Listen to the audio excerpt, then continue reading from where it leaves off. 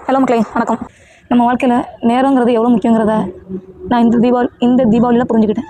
ஏன் அப்படின்னா 2 நாள் லீவு, அந்த 2 நாள் ரொம்ப சந்தோஷமாக போணுச்சு. மொத்தம் 3 நாள் லீவு, அது 2 நாள் லீவு சந்தோஷமாக இருந்துச்சு. அது முதல் நாள்லாம் ஊருக்கு போகிறேன் ரொம்ப ஹாப்பி. சனிக்கிழமையே எனக்கு வேலை முடிஞ்ச உடனே கிளம்பியாச்சு. பஸ் ஏறி போகிற வரைக்கும் நம்ம ஊருக்கு போகிறோம் சந்தோஷம் தான், சூப்பர் அப்படின்னு ஒரு சந்தோஷமாகவே போயிடுச்சு. தீபாவளி முடிஞ்சிச்சு, அடுத்த நாள் இருந்துச்சு பாதிக்கு மேலே ஐயையோ வேலைக்கு போங்க ஆண்டவா வேலை பார்க்கணுமே என்ன செய்ய அப்படிங்கிற ஒரு யோசனை வந்து இருந்துகிட்டே இருந்துச்சு. அப்போ தான் புரிஞ்சிச்சு இந்த நேரம் நமக்கு திருப்பி கிடைக்கக்கூடாது, இந்த நேரம் நமக்கு திருப்பி கிடைக்காதா, அப்படி கிடைச்சிட்டுனா அதை விட பெரிய சந்தோஷம் வர இருக்குமா நம்ம வாழ்க்கையில் அப்படின்னு எனக்கு அன்றைக்கி அந்த நிமிஷம் ஒரு யோசனை தோணுச்சு. ஏன்னா ஒரு நிமிஷம் நமக்கு போயிருச்சுன்னா அந்த நிமிஷம் திருப்பி வரவே வராது.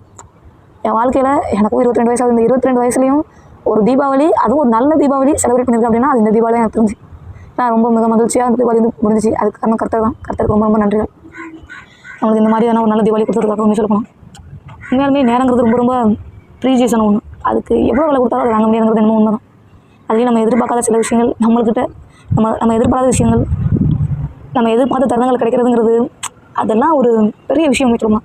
அதான் சொல்லுவாங்க கடவுள் கிருபை இருக்கவங்க அப்போ தான் நடக்கும் அப்படின்னா அது அதிர்ஷ்டம் ஒரு லக்கு என்ன வேணாலும் வச்சுக்கலாம். அது கடவுளோட கிருபை இல்லை ஒரு ஆசீர்வாதம், கடவுள் கிருபை ஆசீர்வாதம் அருள் என்ன வேணாலும் வச்சுக்கலாம். ஆனால் அந்த டைம் எதிர்பாராத விஷயம் எதிர்பார்த்த நேரத்தில் கிடைக்கிறது ரொம்ப பெரிய சந்தோஷம்.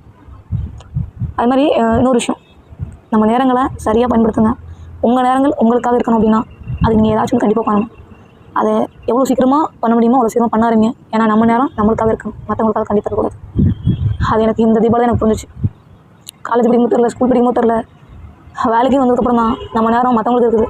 நம்ம ஒருவேளை அந்த வேலைக்கு உள்ளே போக முடியல அப்படின்னா நம்மளை ஃபோன் அடித்து பாடாப்படுத்துவாங்க. அதனால் மக்களே எவ்வளோ சீக்கிரம் உங்கள் நேரங்களை உங்களுக்கு சொந்தமாக்க முடியுமோ அவ்வளோ நேரம் உங்கள் நேரங்களை உங்களுக்கு சொந்தமாக்குங்க.